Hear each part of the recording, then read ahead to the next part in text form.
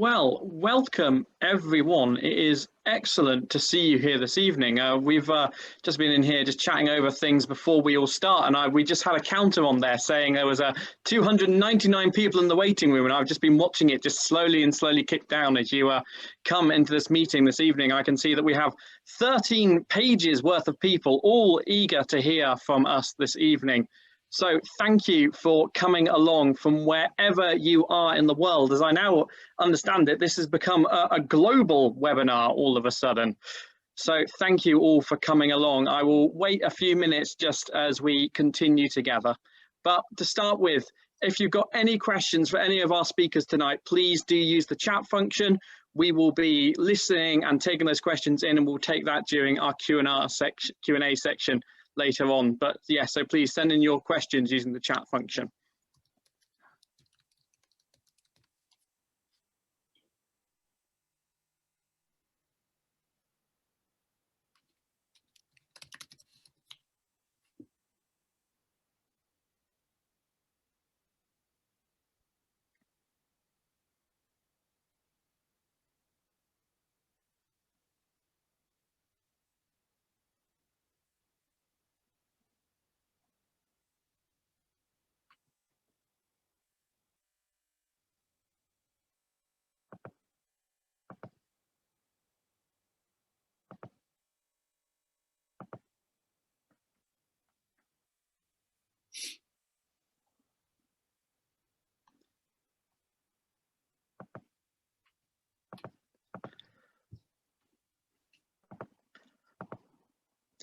So, welcome everyone.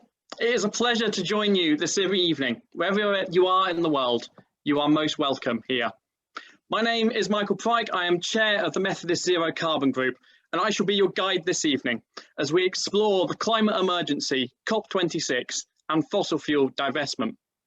We have some of the most premier speakers and experts in the fields with us this evening. As you'll see on your screen, Bill McKibben, the author, environmentalist, Methodist, and co-founder of 350.org.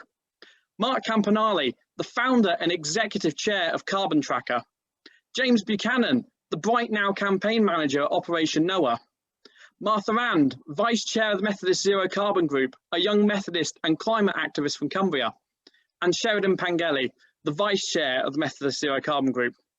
We're also delighted to be joined by the Reverend John Howard, the former chair of the Joint Advisory Committee on the Ethics of Investment, for our Q&A session later this evening. Now, for a bit of housekeeping, I just thought I would let you know that you are all automatically muted, so don't worry about that, and you'll be only able to see and hear the webinar speakers in speaker view when they are speaking. Also, this webinar is going to be recorded and put out on YouTube later on, so if you would prefer not to be seen, please do turn off your camera. I also want to explain briefly before we kick off about the chat function, which you should all be able to see on your screens. If you have a question that you might like to ask one of our panel, please write it in the chat box. We'll be writing your questions down and getting through as many as we can later. This chat function will be available throughout the webinar for you to drop your questions in. So without further ado, I'm going to introduce someone who the other day was referred to me as the world's most famous Methodist. Bill McKibben. Bill is an American environmentalist, author, and journalist who has written extensively on the impact of global warming. He is the Schumann Distinguished Scholar at Middlebury College and co-founder of the climate campaign group 350.org. His work has appeared regularly in the New Yorker and the Rolling Stone. And Bill is going to speak to us about the moral imperative to divest from fossil fuels, the global divestment movement, and why 2021 is a crucial year for tackling the climate crisis. Bill, take it away. Well, thank you so much for that kind introduction. Though I must say, if I'm even on the list of the 100 most famous Methodists, we're in deep trouble. It's a extraordinary pleasure to be with you all, and of course a little intimidating because I'm a backwoods Methodist from the most rural and remote parts of the American East.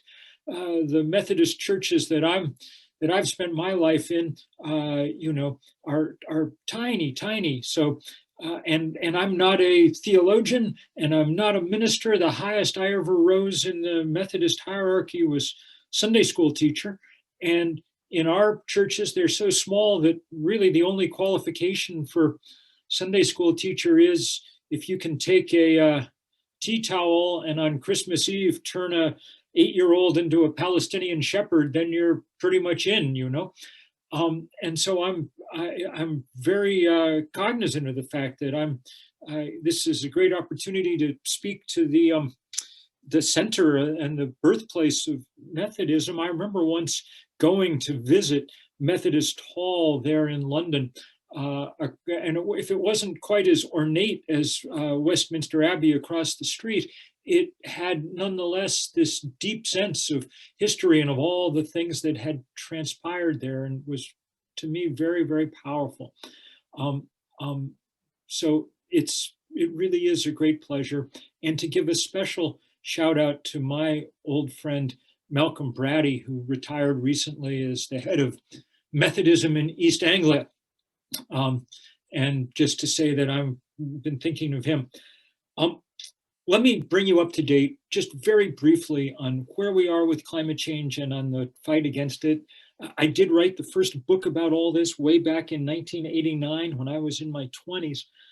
And, you know, of course, we knew what we needed to know back in the 1980s. When you burn coal and gas and oil, you put carbon in the atmosphere, its molecular structure traps heat. We didn't know exactly how fast it was all going to transpire. It's happened faster and harder than we thought it would.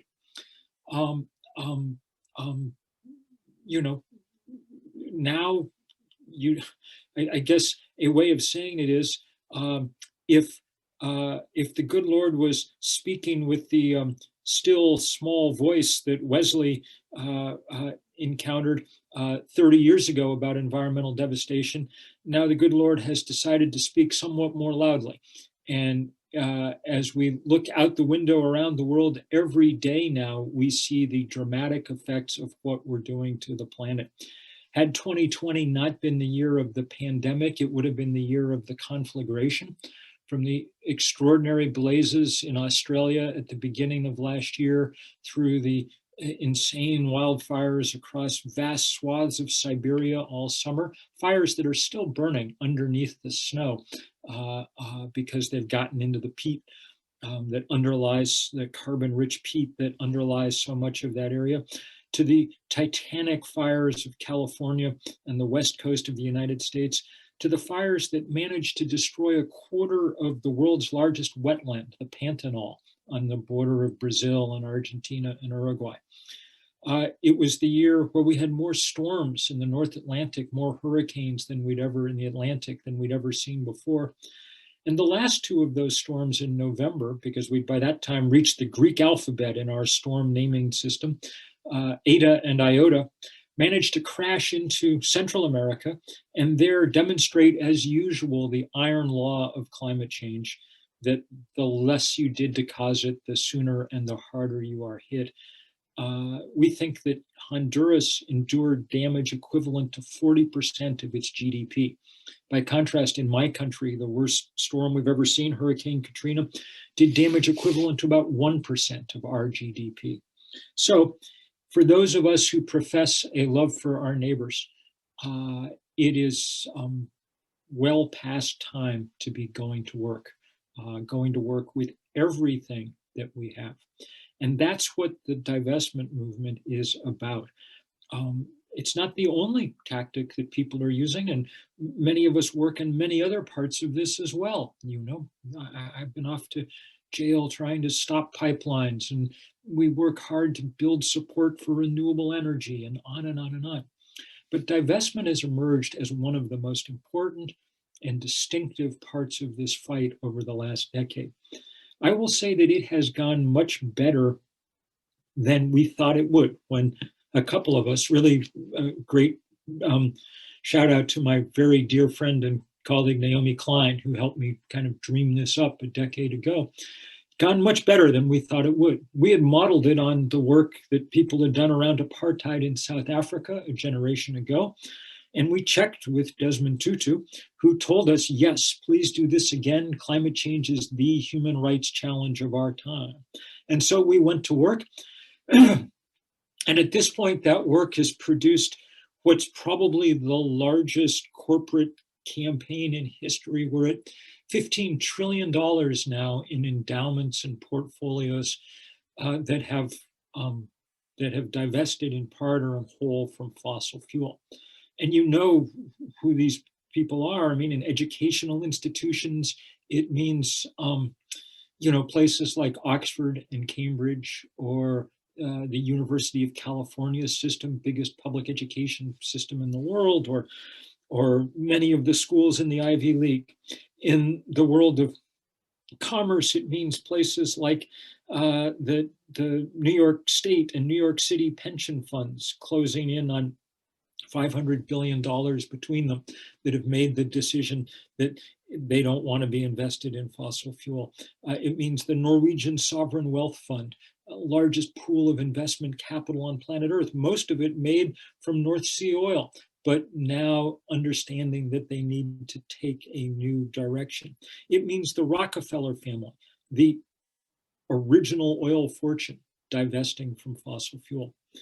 And in religious circles, it's been remarkable to see the response to this campaign. The decision, say, of the Episcopal Church in the US to divest, or of Catholic institutions around the world, now following the lead of the Pope Francis, whose witness on climate change and on divestment in particular has been profound and deep.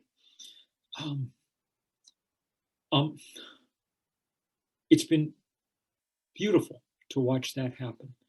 Beautiful because it's a reminder that people are still able to take moral stances on things that really matter, even when, and perhaps especially when, they're entangled with the things of the world. We have no choice but to have pension funds and endowments and so on in our world at the moment. And so they become vehicles for doing what we think we're led to do. And the effects of these things, and Mark will talk more about this, but the effects of these have been remarkable. We've watched our initial goal realized. When we started this divestment campaign, we said that we wanted to take away the social license of the fossil fuel industry. And we're, in many ways, have accomplished that work. These companies, Exxon was the biggest company in the world 10 years ago. Now it's not even the biggest energy company in the world. It was passed in market capitalization this year by Next Era Energy, a renewables company out of Florida. These companies, though still much too powerful, and we still need to bridle them as best we can, they are reduced in power because of the work that people have been doing.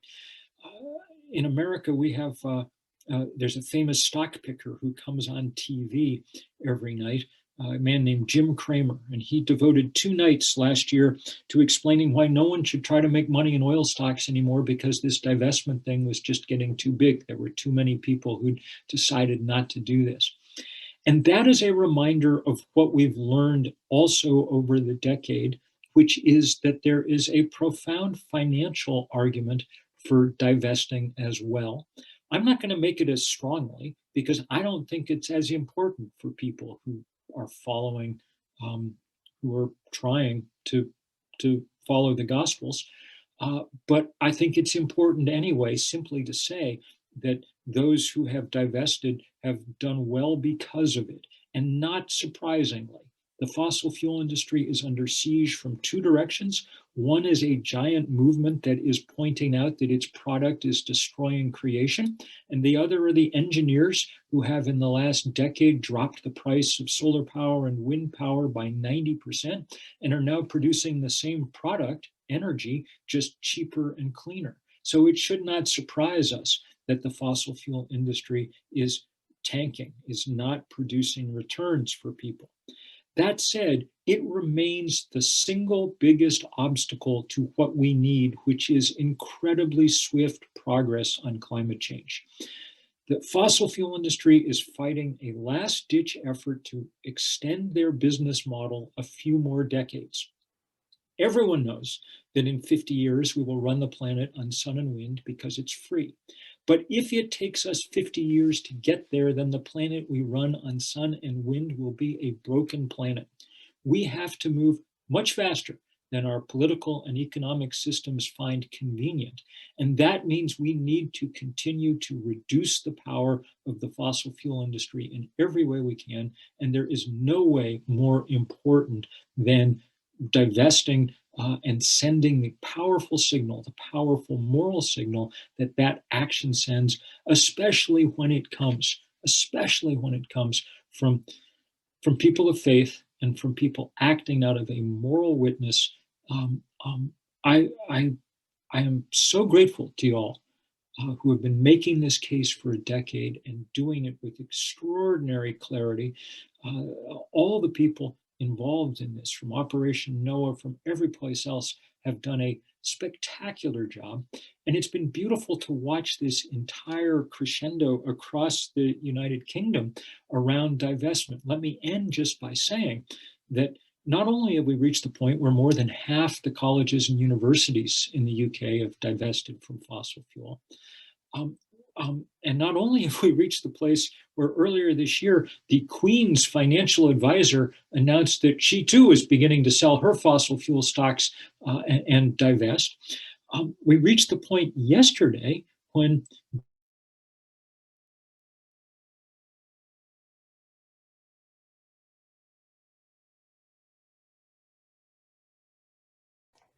Bill, I'm so sorry. I've muted you by mistake. Could you please? Now have I unmuted?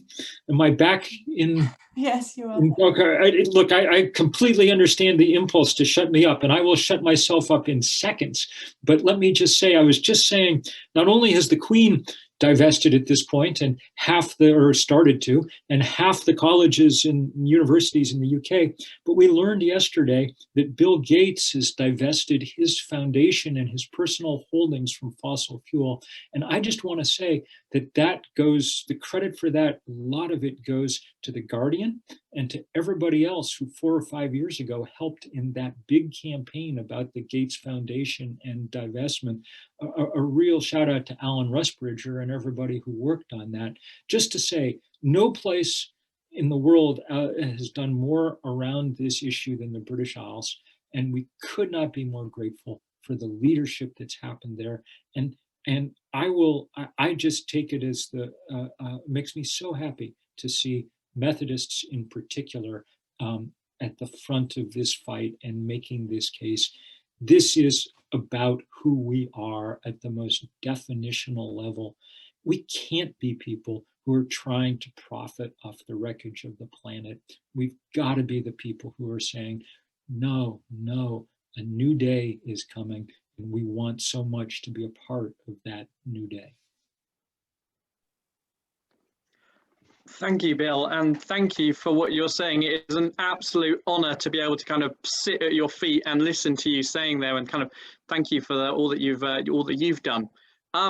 Bill is a very, very busy man, and we do have our Q&A session here, but I'm going to ask a few questions to Bill now because Bill's got to nip off a little earlier than our Q&A. So Bill, we are obviously in the world, we're in the middle of this COVID pandemic. So how can churches support a just and a green recovery from COVID-19, do you think? Well, this is such a powerful opportunity that we have right now. COVID has been a horrible, horrible plague. And if we don't find some good lessons out of it, then shame on us, because it will all have been for naught. But I think we will. And I think the thing that we will come away from COVID with more than anything else is a renewed ethic of solidarity. In this country, we've lived much of our political life in the shadow of Ronald Reagan. In your country, in many ways, in the shadow of Margaret Thatcher. and the idea that markets solved all problems and that, our job was to get wealthy and so on and so forth. Reagan used to confidently declare that the 9 scariest words in the English language were, "I'm from the government and I'm here to help."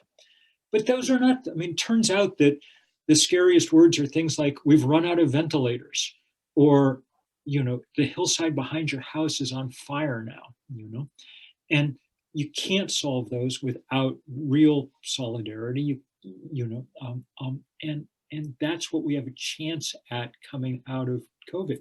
We're in an economic hole comparable in many ways to the one that gave us the New Deal in the 1930s. And so it's very good that people are proposing across both sides of the Atlantic some variation on a Green New Deal. We won't get it all at once, but as we get pieces of this work, the opportunity for real and quick pivot towards a renewable energy future, away from fossil fuel, with all the democratization of energy that allows, so that people who sit on top of piles of oil and gas and coal are no longer the dominant players in our political system. And instead, the wind and the sun that God spreads everywhere on the planet allow each of us and all of our communities to play a different role in providing this commodity. This could be a moment of great hope and great power, but it really does depend on breaking the political hold that the fossil fuel industry has on the way that we plan and think and talk about this. And we'll have a sense of how successful we've been when everybody comes to Glasgow in November for what will be the most important, except for Paris, global climate meeting that we've ever had. People have to be stepping up their game. And boy, one hopes that by then we'll be able to say that Methodists have stepped up their game and are fully on record saying, we want no part of the fossil fuel past. We're looking to the heavens for energy supply now, not digging down in the opposite direction. Thank you. I've had another question that's just come in here. How do you hold on to hope, Bill? I hold on to hope mostly because I've gotten to have a kind of front row seat to watching movements build over the last decade. 350.org, which I helped found with 7 or 8 college students 15 years ago, was the first iteration of a global climate change campaign. And I remember our first day of action in 2009. We had 5,200 demonstrations in 181 countries, which was great, but they were all small, 50 people here and 100 people there and 500 people maybe someplace, And to watch in the subsequent decade, as so many others joined in, Extinction Rebellion and the Sunrise Movement and Fridays for the Future and all the thousands of Greta Thunbergs around the world and their millions of followers, to the point now where we have demonstrations and there are 500,000 people in the streets, place after place after place. It helps me understand that we're shifting the zeitgeist. And in the end, that's the real job of activists. Yes, we need to block pipelines. Yes, we need to pass legislation. Yes, we need to divest from fossil fuel. And each of these is important in its own right, but they also are important, and even more important, in the sense that each one of them is a profound step towards shifting the zeitgeist, towards shifting the sense of what's normal and natural and obvious. And when you win that battle, then all the other battles become much, much easier.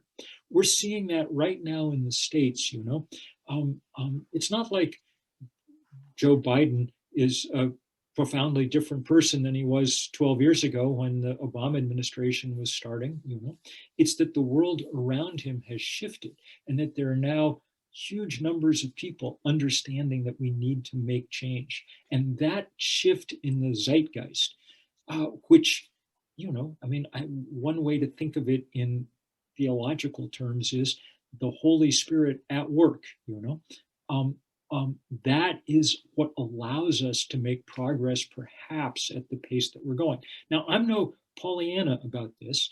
I mean, the name of that first book I wrote long ago had the cheerful title, The End of Nature, okay? So I'm not claiming that all is well. And I do not know whether we can move fast enough over the next 10 crucial years or not. We will find out, and we'll have another meeting in 2030 and decide whether, but until then, well, I mean, who knows whether, I mean, God willing, I'll make it through that 10 years. And if I do, it'll be, you know, I'll put everything I have into this fight, because I think this is the last crucial decade we've got. We have to compress a huge amount of achievement, really 40 years worth of work, into 10 years, because we wasted the last 30. And we wasted most of them thanks to the huge and deceptive campaign of disinformation and denial that the fossil fuel industry sponsored. Really, in almost literal terms, a diabolical scheme that they put forward to keep us from taking action. That means that we're behind, way behind the curve. We obviously are not going to stop global warming. We're obviously not going to prevent it from causing enormous damage it already has. But we may be able, if we give it everything we've got now, to stop it short of the place where it cuts off our civilizations at the knees. That's what we're playing for now. And that, you know, that puts a burden on all of us who are doing this work, but it also means that in some sense, it's a great honor and privilege to get to do it. Y'all are doing, when you work on divestment right now, you're doing the most important thing you could be doing in the world right now. And it's not very often that people get to say that. So thank you for that. And let that be the inspiration to keep you going. Brilliant. Thank you, Bill. If it's all right, we're gonna head on with the webinar. But I'm all right. Can I pray for you, Bill, if that's all right, please? Please. So if we all just kind of take a moment. Lord, I thank you for Bill. I thank you for this amazing leadership that he has shown, that the Holy Spirit is continuing to work through him. May it work through all of us as we navigate our way through the climate crisis. And at the end, we do this for all your glory, for your wonderful and beautiful planet. Amen. Amen. Thank you all. Thank you, Bill. Without kind of having to say follow that, but follow that, Mark Campanale. Mark Campanale is the founder and executive chair of the Carbon Tracker Initiative, and he conceived the unburnable carbon capital markets thesis. He has 25 years experience in sustainable financial markets, working for major institutional asset management companies. And Mark is going to speak to us this evening about the financial risk of fossil fuel investments.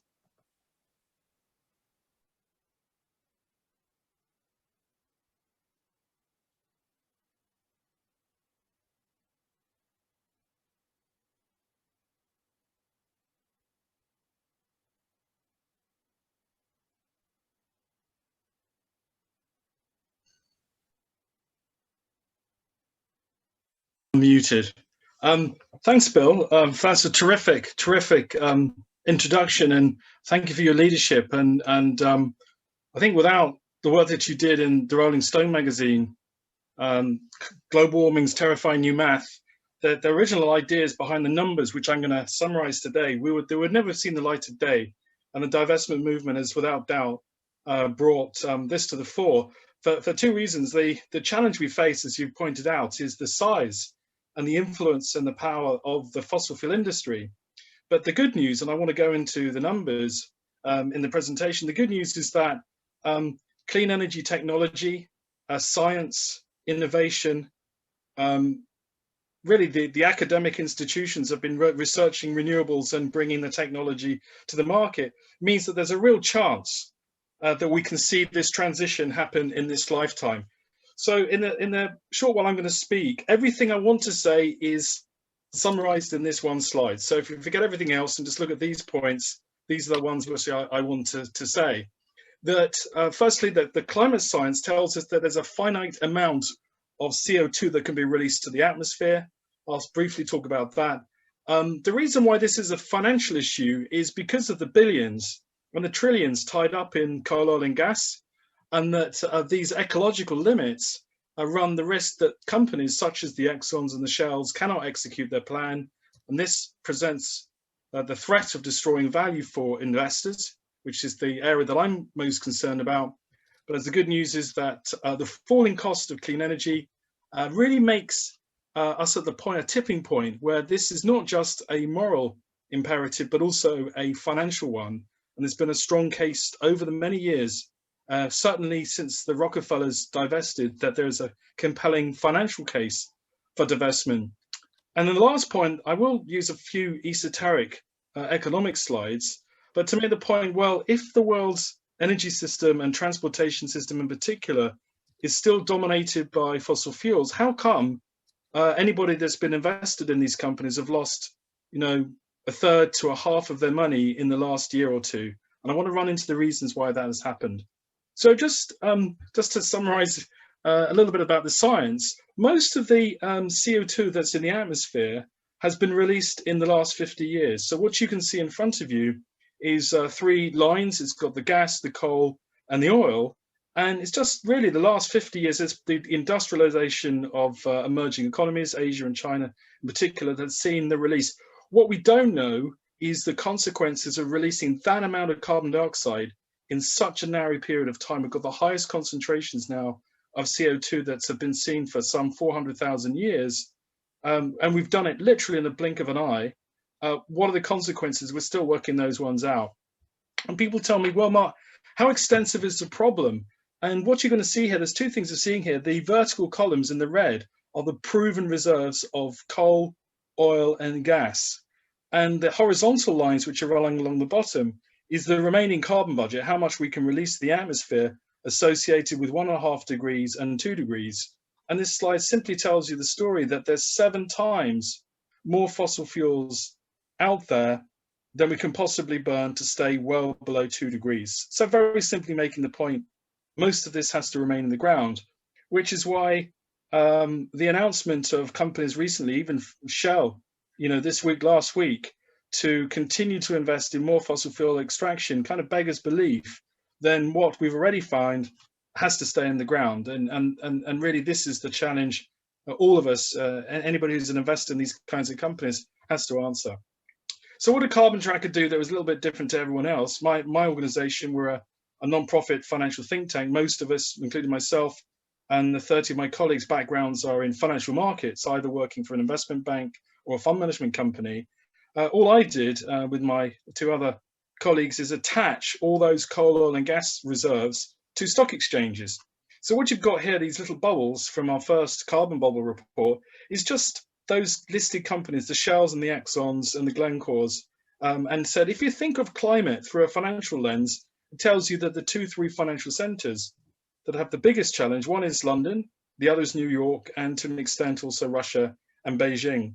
So if we want to solve the climate problem, why not start by looking at where the money is deployed into the fossil fuel system? And the UK, in that sense, whilst we are responsible for less than 1% of global emissions, if you think of it from a financial markets point of view, around 15% of the CO2 coming from these reserves are from companies which are listed in London or UK owned. So what are the companies doing? Well, we've seen the emissions. Now we've got to see the steep down curves of supply and production that we need to get to achieve this net zero goal by 2050. And along the top there, most of the oil and gas companies are using scenarios that essentially what I call planning for failure. There's a little exception there, which is BP, which recently announced a production cut of 40%. But the others are using these scenarios that sort of say, and we heard it from Shell this last week, well, we can't really cut supply and we can't cut our investments until at least the world comes off fossil fuels. So as long as there's demand, we'll keep producing. But that is another way of saying, well, actually, let's put aside the science, let's put aside climate limits. We're just going to carry on business as usual. So that's the kind of challenge, because actually, if we do keep fossil fuels in the ground, that creates what we call stranded assets, which is all of the infrastructure, the refineries, the pipelines, the coal-fired power stations, the mines that will lose value, that will have to be stranded and left behind as we move to this new clean energy system. So how extensive is this fossil fuel system, and why should we be concerned? in Carbon Tracker's report, and you can download it from carbontracker.org, it's all available for anyone to use, is we estimate there's around $10 trillion of energy supply infrastructure and $22 trillion of demand infrastructure around the world associated with fossil fuels. Around a quarter of the world's financial markets are linked in one way or another to the carbon economy, and about half of non-financial corporate bond debt is associated. So what we expect will happen is a lot of this will be written down, depreciated early. There's going to be liabilities, particularly from decommissioning oil rigs and the cleanup costs.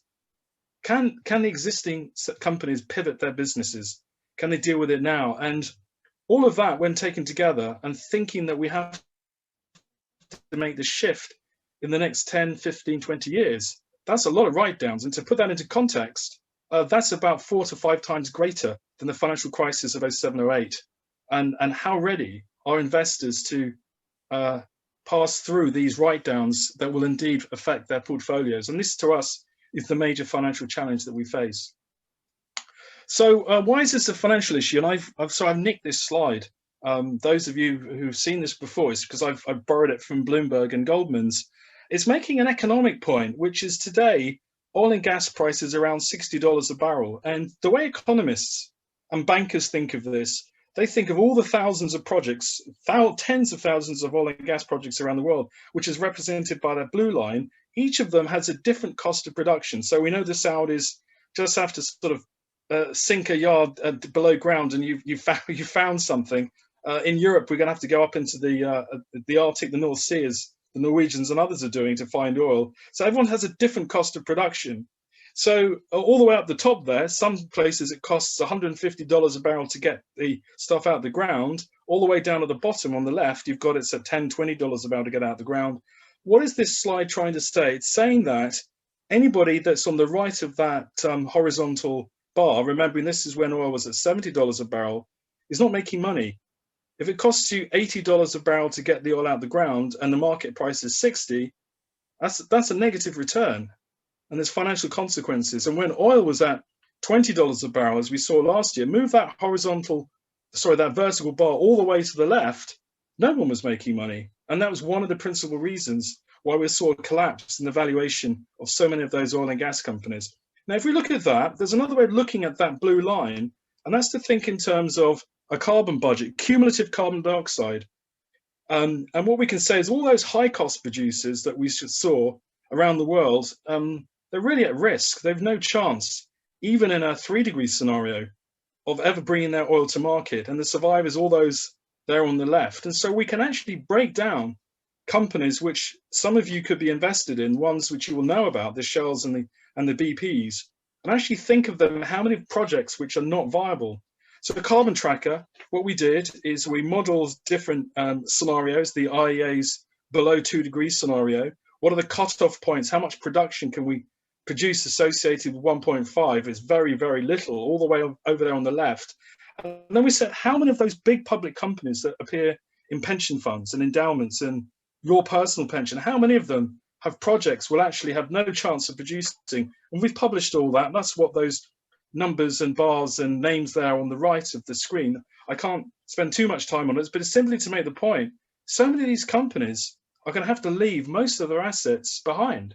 And that's really the financial challenge that they face. And what this slide, again, it's a little bit more economics, is it shows that all of the super oil and gas majors, and we saw all the way up to around 2013, were investing more and more and more in these expensive projects. All the cheap stuff had been found. And the table on the right, or the graph on the right, is showing that the return on capital was collapsing. So the more they invested, the less money they were making.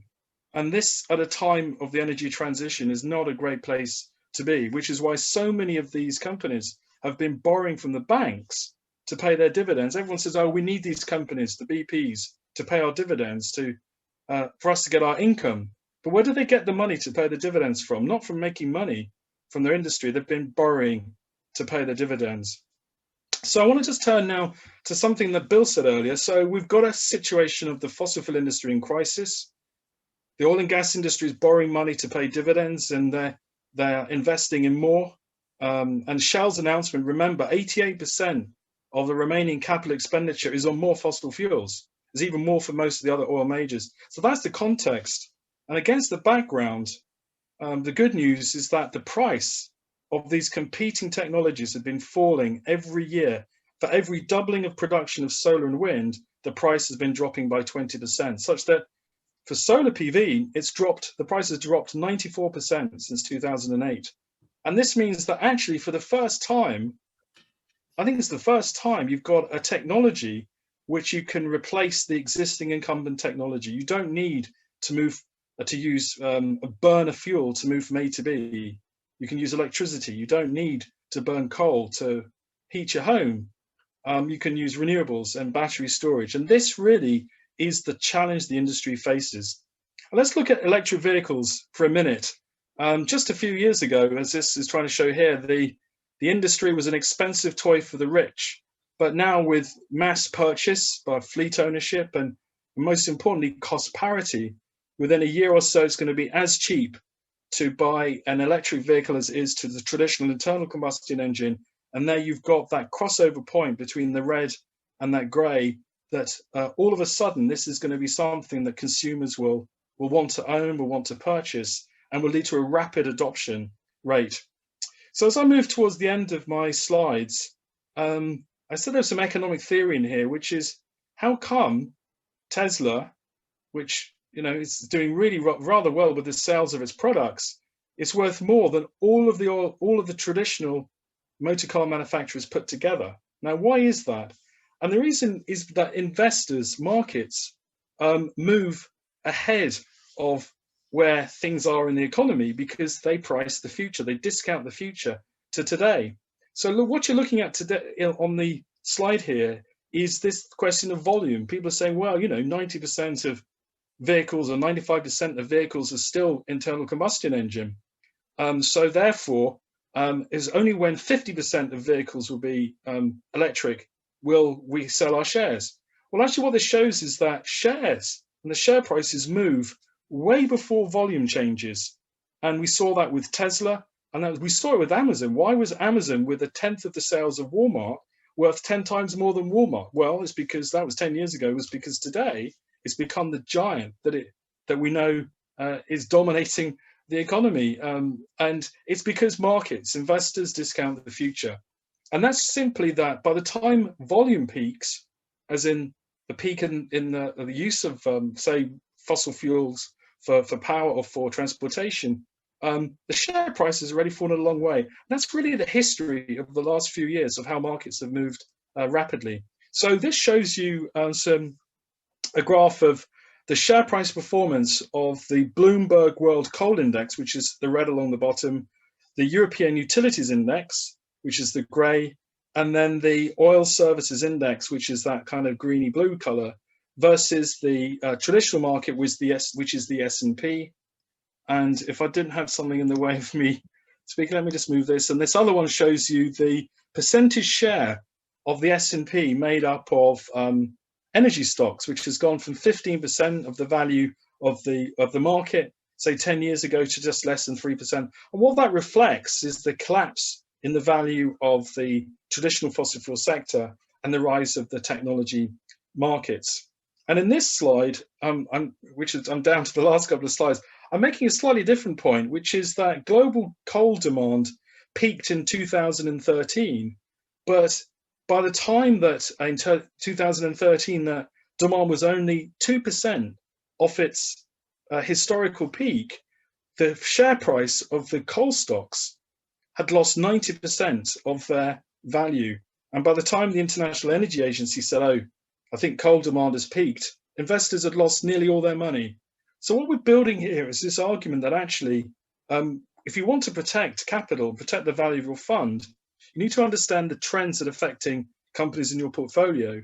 And clearly in the case of energy and transportation, the arrival of clean technology has really wiped out the value of traditional investments. And we need to rethink our whole approach to why we hold, if we still do, fossil fuel companies at all. And the market sort of triumph for potentially it's another bubble, but in clean technology has shown that the oil and gas companies have been left behind as investors in the last 6 months have jumped into the solar stocks and the wind stocks, which very much represent the future. So this is my sort of leaving thought. I think there's more than an ounce of truth in this, is that in the past you had companies like Kodak, which Kodak led the world in digital technology. They sold it off. They got rid of it. They said, well, you know, digital technology is not for me. We're going back to traditional film print. They went bust. Olivetti failed to compete with the computer. Nobody needed typewriters. They went bust. Blockbuster, video. People stopped using videos because live streaming competed. And there's Baldwin locomotives at the bottom. You can look them up on Wiki. The chairman famously said, and when asked, why are you investing in more efficient locomotive engines? Just as cars were arriving, he said, mark my words, the steam locomotive will be the dominant form of transportation well into the 1980s. Well, I think that chairman got it wrong. And Peabody, just before they went bust, said the future for coal is very rosy. So is history going to repeat itself? And I would suggest to you that these companies, which are well known today, the Exxons and the Chevrons, are facing a very similar future to the Kodaks and the Blockbusters of the past. Brilliant. Thank you very much, Mark, for explaining that to us. As a student of economic theory, I find that very interesting, and you've made me particularly nostalgic about Blockbuster now. Next for us this evening, we have James Buchanan. James has been the Bright Now campaign manager at Operation Noah since 2016. He's previously worked at Christian Aid, the CAFOD, and the Church of England, where he coordinated the Pilgrims to Paris ahead of the UN climate talks in 2015. The Bright Now campaign calls on UK churches to divest from fossil fuels and invest in clean alternatives. And this evening, James is going to be speaking to us about the key findings of Operation Noah's report: church investments in major oil companies, Paris compliant or Paris defiant. Thank you, Michael. And thank you very much to Bill and Mark for your inspiring talks. I'm just going to share my screen now. I hope this works. Okay, so hopefully you can all see this. So, as Michael said, I'm going to be sharing some key findings from our report. And I think if you wanted the executive summary in a very small nutshell, it would be that none of the major oil companies are Paris compliant. I first of all wanted to start by saying thank you to all of you on this webinar who have supported the campaign for the Methodist Church to divest. Thanks to your efforts, we've made great strides forward in the last year. And this photo shows Ivy Bridge Methodist Church, which was the first local Methodist church to divest from fossil fuels around the start of last year. Now, churches are increasingly recognizing the need for urgent action in response to the climate emergency. The Methodist Church declared a climate emergency at the Methodist Conference in 2019. And an emergency requires a proportionate response. As Greta Thunberg says, we have to treat a crisis like a crisis. Some of you might remember when Pope Francis met with oil and gas company chief executives in the Vatican back in 2018. He said, even more worrying is the continued search for new fossil fuel reserves, whereas the Paris Agreement clearly urged keeping most fossil fuels underground. Civilization requires energy, but energy use must not destroy civilization. And even now, all of the major oil and gas companies are continuing to explore for new oil and gas reserves. And research in the Financial Times about 18 months ago showed that the oil and gas industry is planning to spend trillions of dollars on exploration and extraction of new reserves, none of which is compatible with the 1.5-degree target of the Paris Agreement. And as Mark and others have said, while a number of oil and gas companies have announced net zero ambitions in the last year, many are also planning to continue increasing production of oil and gas in the next decade. Shell on its website says that they are still planning to sell more gas. And The Guardian reported last week when Shell made another announcement that Shell is planning to increase the production of gas by 20% in the next few years.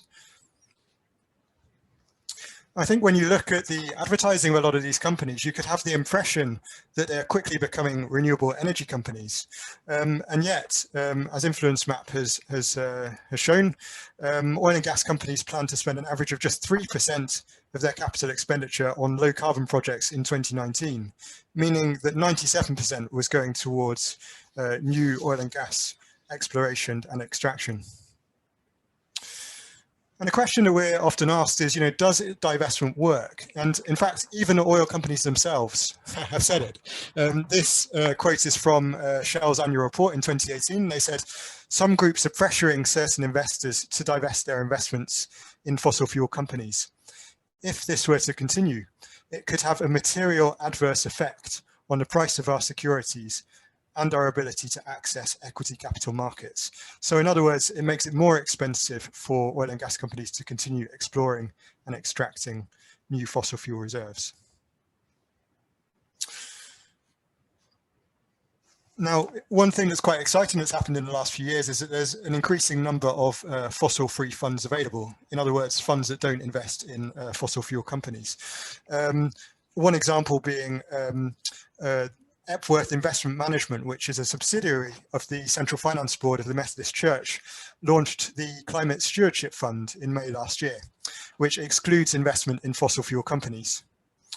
Now, while this is a positive step, we believe that the Central Finance Board needs to divest all of its funds from fossil fuels, not just one of its funds.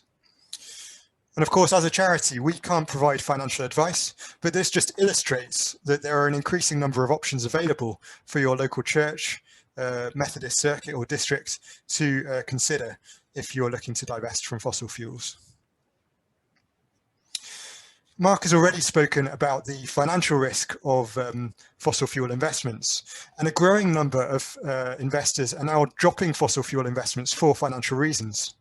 And one example being CCLA, which manages investments on behalf of many Church of England dioceses and local churches, dropped its remaining fossil fuel investments in oil and gas companies and Shell and Total last year because they decided they're no longer a good investment. This year is especially important as the UK is preparing to host the UN climate talks in Glasgow in November, as I'm sure you've all heard. So churches have a really, really key role this year to play in building momentum for climate action ahead of COP26. So when churches call on our governments to ensure a just and green recovery from COVID-19, which is really, really important that they do, but their voices will be much more credible if they also divest from fossil fuels themselves and invest in the clean technologies of the future.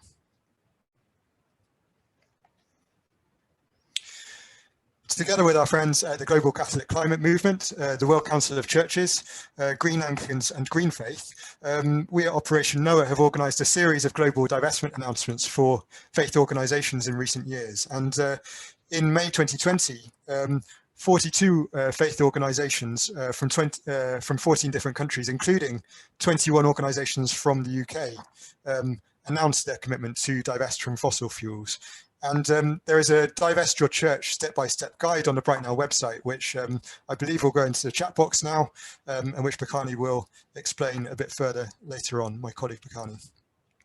I'd like to just end with a quote from Rowan Williams, who's the former Archbishop of Canterbury and the chair of Christian Aid. He said, "Divestment will send a positive and hopeful message to the people of this country and to those in vulnerable communities across the globe who will be most immediately affected by climate-related disasters."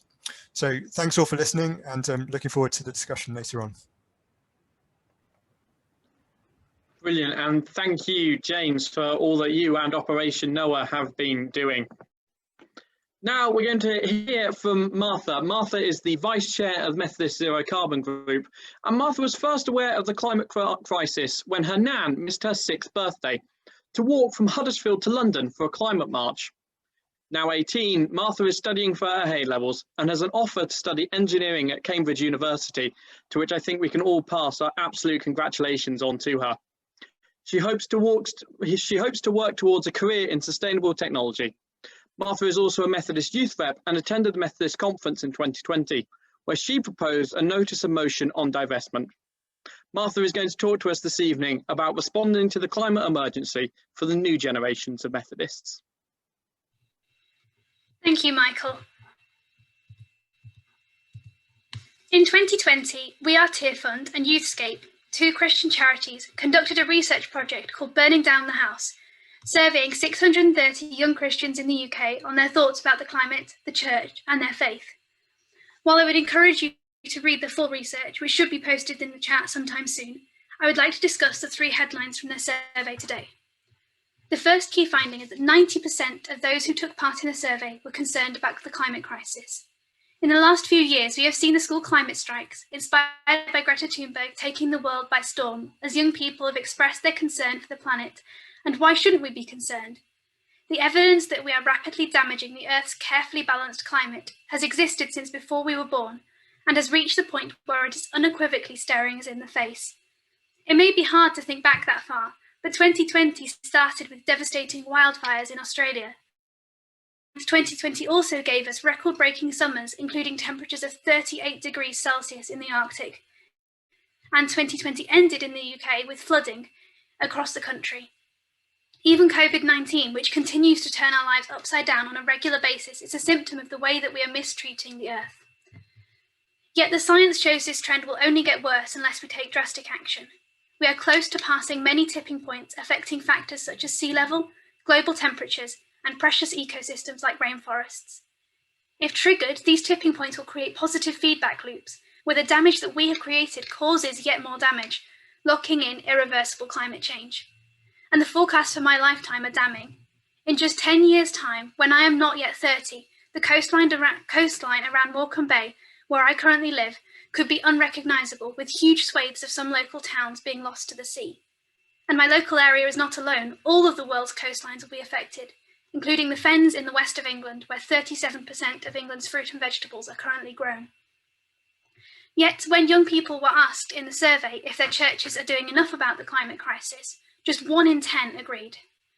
Here in the Methodist Church in Britain, there is some action being taken, but we desperately need more. Money is at the heart of many of the barriers to climate action, but it can also be part of the solution. That is why I proposed a notice of motion at Methodist Conference last year, asking the church to take a look at its investments in fossil fuels and divest those that are not compliant with the Paris Agreement.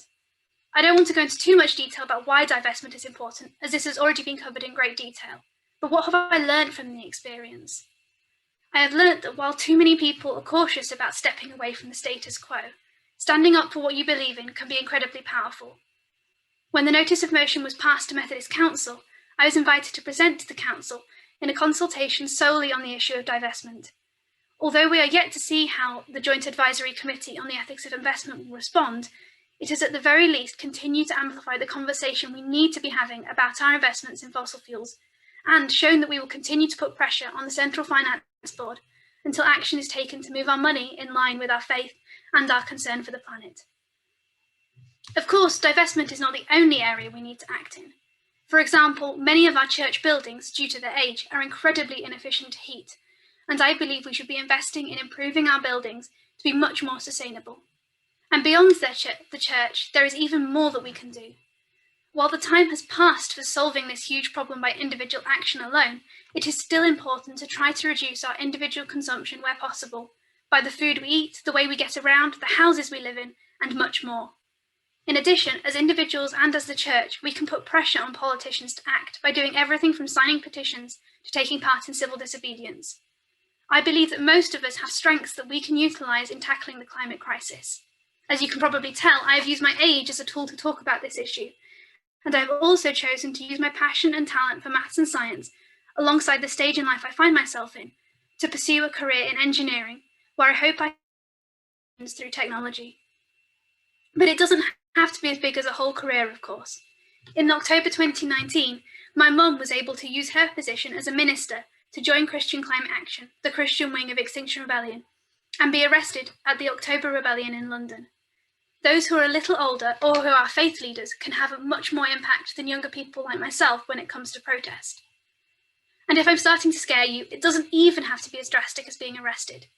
You could start or promote the conversation in your local church about divesting, or becoming an eco-church, or write about it in your church or circuit newsletter. But why is this our responsibility? 8 out of 10 young people think Christians should respond to climate change.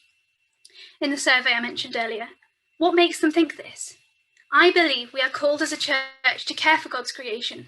This is even part of the Methodist way of life, a set of commitments created by the Methodist Church in Britain about how we should live our lives as Christians. Furthermore, caring for the climate is now central to social justice, something the Methodist Church has a strong history of campaigning for, as well as many of the most disadvantaged communities across the globe who are already being hit hard by the consequences of the climate crisis, often having contributed little to it themselves. Now is the time to act. Before long, it may be too late. Therefore, I challenge you to listen to the young people in your life. As a generation, very few of us are unaware of the significance of the climate crisis, but we are losing hope, and many are simply accepting that we are growing up on a world rapidly headed towards mass extinction. I believe that as followers of Jesus, we will always have a place in this crisis, and we are all called to work for climate justice, for the sake of the beautiful earth God gave us, for the young people who must inherit this planet, and for those around the globe who are already suffering the consequences of our inaction. Thank you. And thank you, Martha. I always find when Martha speaks that I just want to end up applauding at the end of it. And last, but by no means least this evening, we have Sheridan Pangeli, also the Vice Chair of the Methodist Zero Carbon Group. Sheridan is a Methodist local preacher and circuit steward in the Chelmsford circuit with a focus on the environment. And this evening, Sheridan is speaking to us about the experience of a local church divesting from fossil fuels. Thank you, Michael. I recently read about a girl who was maybe aged around 6 or 7. Her teacher had been talking to the class about climate change, and particularly the effect of climate change on polar bears. At the end of the lesson, the children all hurried out of the classroom to the playground, apart from this one girl who sat with tears streaming down her face. "What's wrong?" the teacher asked her. "What's wrong?" she replied. "You tell me polar bears are dying, and now you expect me to go out to play." Once you know about the climate emergency we're facing, can you just carry on as normal? When I was asked to speak about the experience of fossil fuel divestment in my local church, my initial response was, I'm not the right person to do that because I'm no expert. I'm no expert. I'm not a scientist. I'm not an accountant. I'm not even a church treasurer. And perhaps this sense of lacking expertise is the same feeling that's holding you back from beginning a conversation about divestment in your church. Perhaps you find yourself thinking, feeling that divestment needs to be discussed, but you don't know enough about the issue. You don't know enough about the facts and figures. Sometimes the Holy Spirit prompts us with a sense of discomfort. Something doesn't feel right. Please be reassured that if you have a sense of discomfort about holding investments in fossil fuels, that's as good a place as any to start a conversation. God provides us with many different kinds of gifts. To some, the gift of understanding a balance sheet, to others, the ability to make sense of Methodist CPD. Perhaps a God-given gift that we dismiss too easily is the gift of feeling something so deeply that it cannot be ignored. Like the little girl who couldn't go out to play as normal, having learned about the plight of the polar bear. You may find others are feeling it too, and are waiting for the courage to speak up. It's certainly felt by an increasing number of people who wouldn't describe themselves as Christian, people we as a church are desperate to connect with. And a public statement about divestment can be a way of making that connection, of making faith real and relevant. As trustees for the church's money, the burden of responsibility weighs heavily. The clue is in the name. We are trustees. We have a trust placed in us, a legal responsibility as well as a moral and spiritual responsibility. To be wise stewards. You've already heard this evening compelling arguments about stranded assets. So already we're starting to see that investment in fossil fuels is not a wise investment at all. By divesting from fossil fuels, we can also begin to invest in alternative technologies and build a green recovery from COVID. Our investments can be part of the solution and not part of the problem. So in my local church, we recently made a very straightforward commitment to divest from fossil fuels in the next 5 years or sooner. We're at the start of the journey and beginning to work out what that means practically for us. Perhaps you're holding back from making a commitment because you're not sure what it will look like in terms of investments and bank accounts and so on. As with any journey, we shouldn't be put off from taking the first step because we don't know what the 10th or the 19th step looks like. The journey begins with the first step, a decision in principle. As the people of God, do we believe that our resources should be healing the planet or adding fuel to the fire? We're commanded to love God and love our neighbour. Loving our neighbour means loving our planet. So why not take the first step? Pray, talk to others about the issues, and ask your church to consider divesting.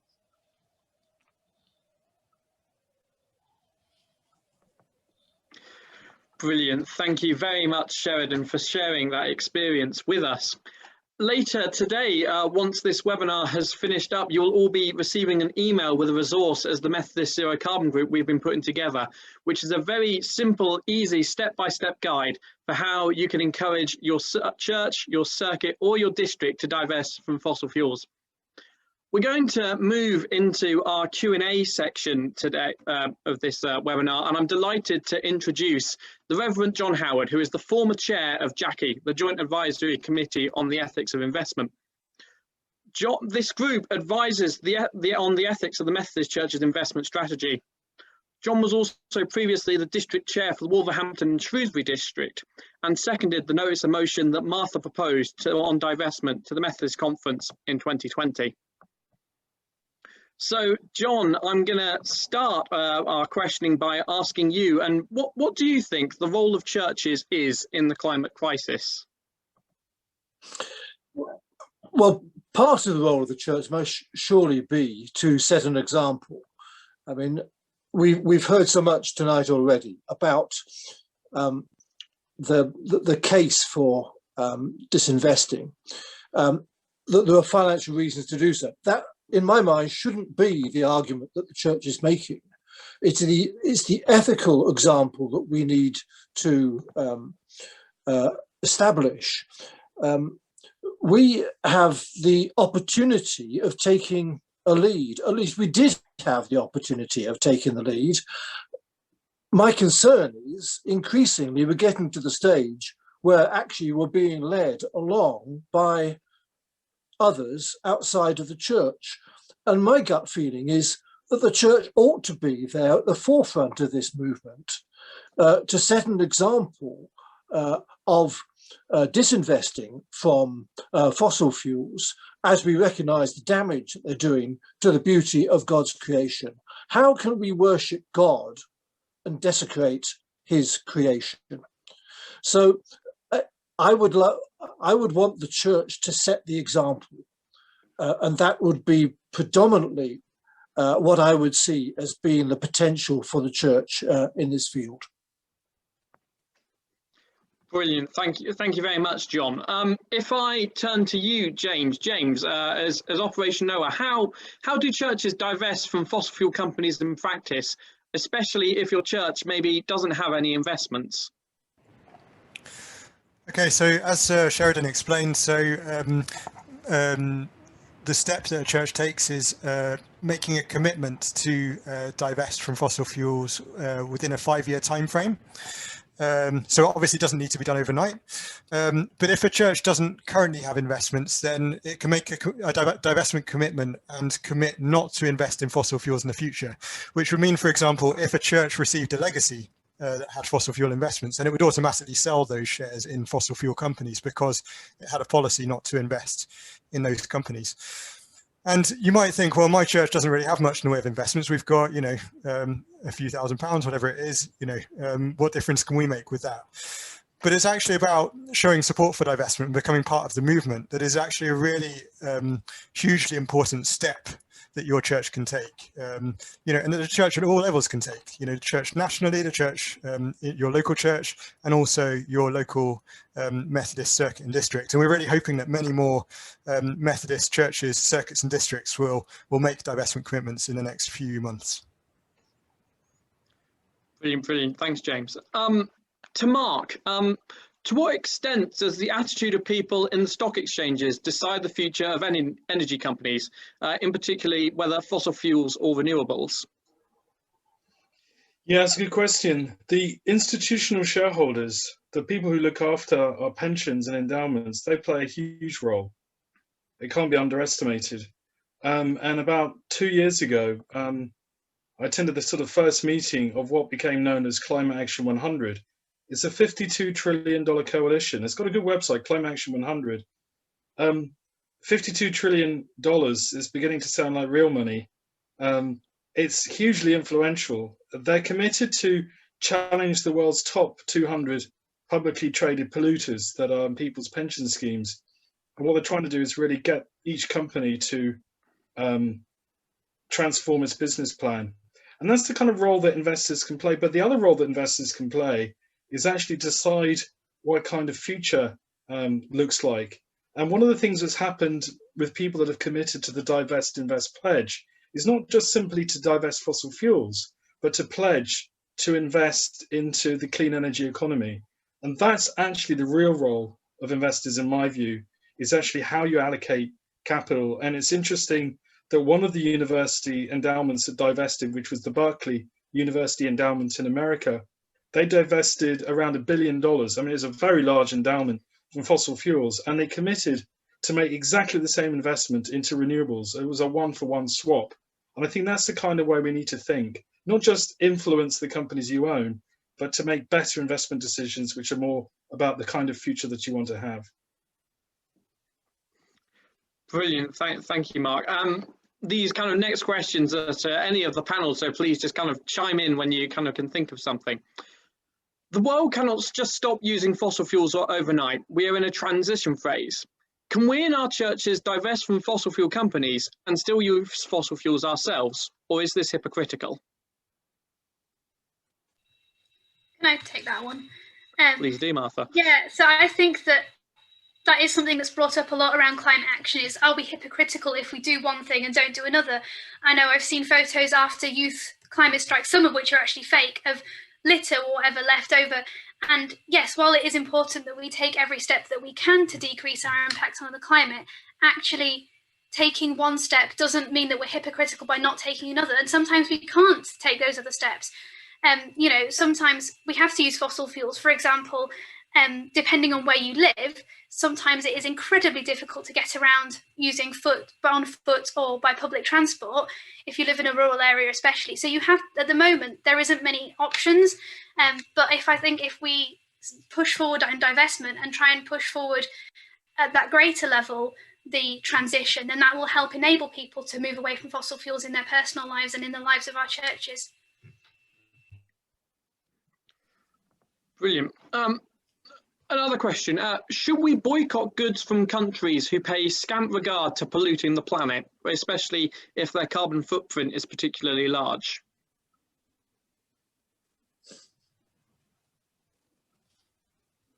Can I jump in?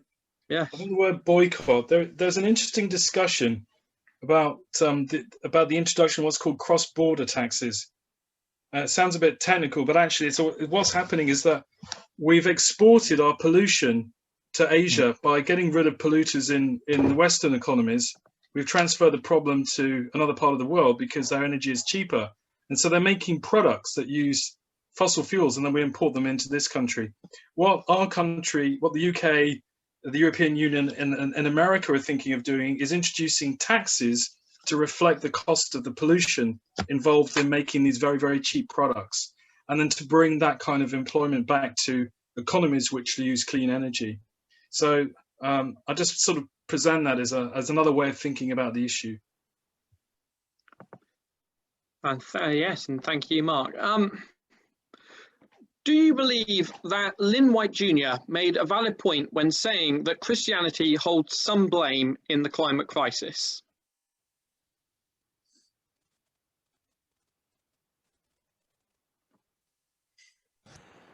I can try and answer. I mean, sorry, this is going to sound terrible. I don't actually know who Lynn White Jr. is, but however, I think sometimes in the past, the church has been kind of blamed for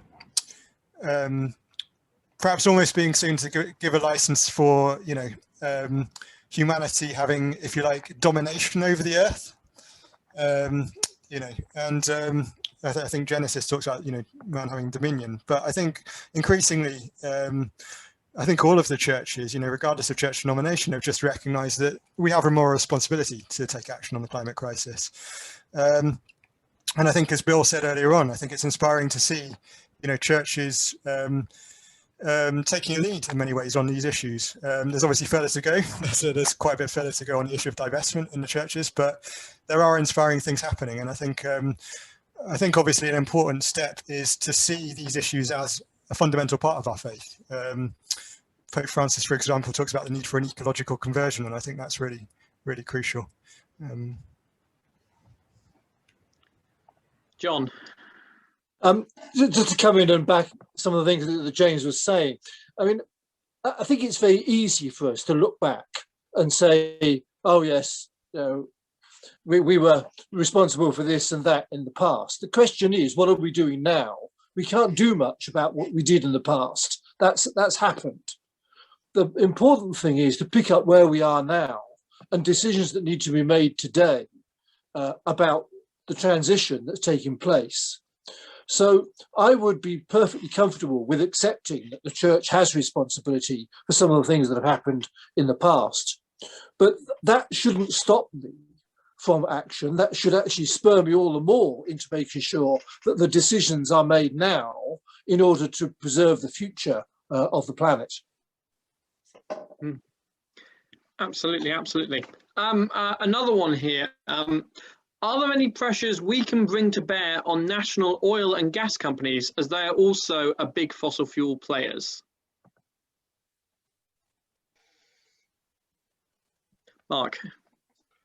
In some respects, you could probably argue the case, well, no, but because they're so distant and they control a lot, like Saudi Aramco and the Kuwaitis and the Qataris. But I think what it points to is that we actually need a collective agreement globally to importantly end the fossil fuel age. And what we've seen with Shell announcing its plans and BP announcing production cuts, that we need a collective agreement. And I've been a very keen supporter of something called the Fossil Fuel Non-Proliferation Treaty, fossilfueltreaty.org, for those interested. It's built on the similar idea of the Nuclear Non-Proliferation Treaty. It was only when the Russians sat down with the Chinese and the French and the Americans and the English and said, look, we've got 6,000 nuclear missiles each between the Russians and the Americans. Let's give them up. And in a similar way, we're going to have to do the same with fossil fuels. We're going to have to sit around the table with the Saudis and the Americans and the Canadians and the Russians, and we're going to have to similarly agree to give it up. I can't see any other way around it, and because the question really reflects the problem, which is, if the Middle Eastern state enterprise continue to produce and we stop producing and we divest, it doesn't affect them. And that's why we need to think creatively and imaginatively. And the cities of Vancouver and Barcelona recently endorsed the treaty. And I've been working hard with my colleagues to get other cities, and maybe something that the Methodist board and the next time you meet together, when you convene, is to consider a similar idea.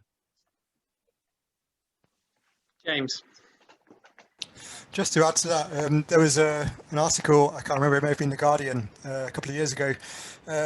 The General Secretary of OPEC, the oil cartel, Middle Eastern oil cartel, was quoted as saying that the school strikes were, as a result of the school strikes, the children of oil workers in the Middle East were being they were being badgered by their children about why are we still producing fossil fuels, and Greta actually said, that's the greatest compliment that she'd received for all of her campaigning work. So yeah, you can see, I mean, campaigning on these issues does have an impact, around the world. Yes, absolutely. We've mentioned, of course, the fact that hopefully COP26 is going to be happening in Glasgow this year. Could any of the panelists kind of explain what COP26 is and why it is particularly important?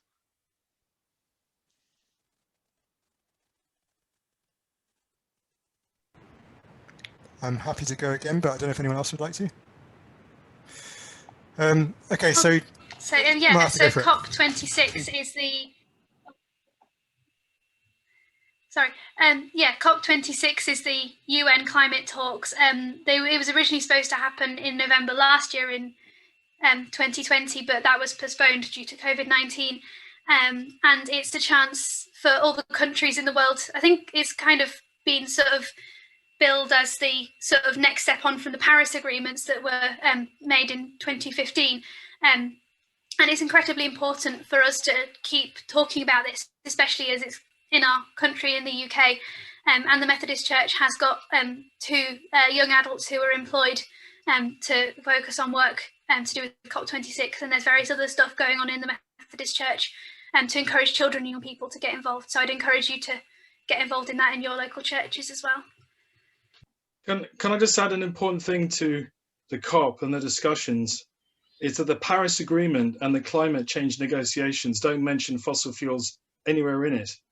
There's no mention of fossil fuels at all in the Paris Agreement. It's an emissions reduction agreement. It's not a fossil fuel treaty or fossil fuel supply.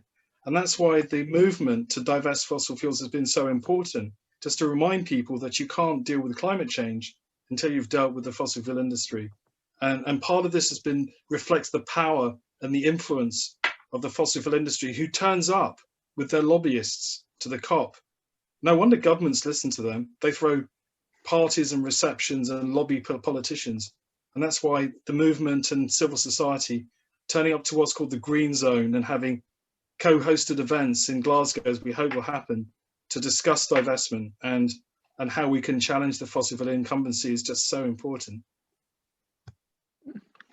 Yes, absolutely. And as Martha said, as the Methodist Church in Great Britain, we have employed 2 young people, Molly and James, to work with COP26. They're working with a global team of young people to work out how the Methodist Church can engage with this really important event. I'd well recommend finding some of the resources that they've introduced. I'm going to just bring in Buchanan. Buchanan works with James at Operation Noah. Buchanan, could you tell us a little bit about the next global divestment announcement, please?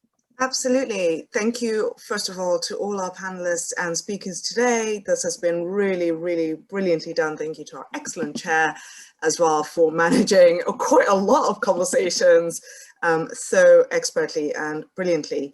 I'd just like to invite you, those of you that have really engaged with some of the questions in the chat. We're so excited to see how many of you are really asking questions about, what are the next steps? How do we respond to this call? How do we show that solidarity with our brothers and sisters globally? And the global divestment announcement is a real opportunity to stand up with other churches and say that this is how we would like to respond as a church to the cries of the poor and the cries of the earth.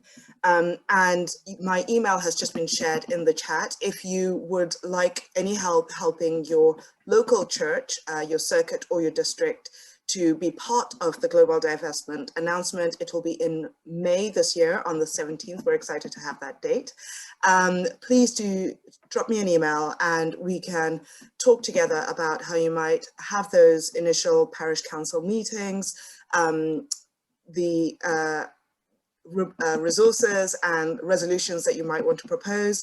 And we're very excited to have been working with the Methodist Zero Carbon Group to produce a specific resource for the Methodist Church, which actually includes some of that wording. We know that that starting point can be quite difficult for people. So we've actually put that together from the experience of churches that have already done it and to help you along. So we'll be sharing that in the email that will follow this webinar as well. But we couldn't encourage you to take part more. Last year's Global Divestment announcement saw over 50 different church organizations divesting, and again, we've been talking about billions of assets, so we're really proud to have been part of that and to know that it really makes a strategic and important action possible. So please do send me an email. Look forward to hearing from you. Brilliant, thank you, Buchanan. Well, I am afraid, friends, that is almost time up for us today. Thank you so much for coming along and spending your evening with us. It is brilliant to see at one point almost 400 people on this webinar.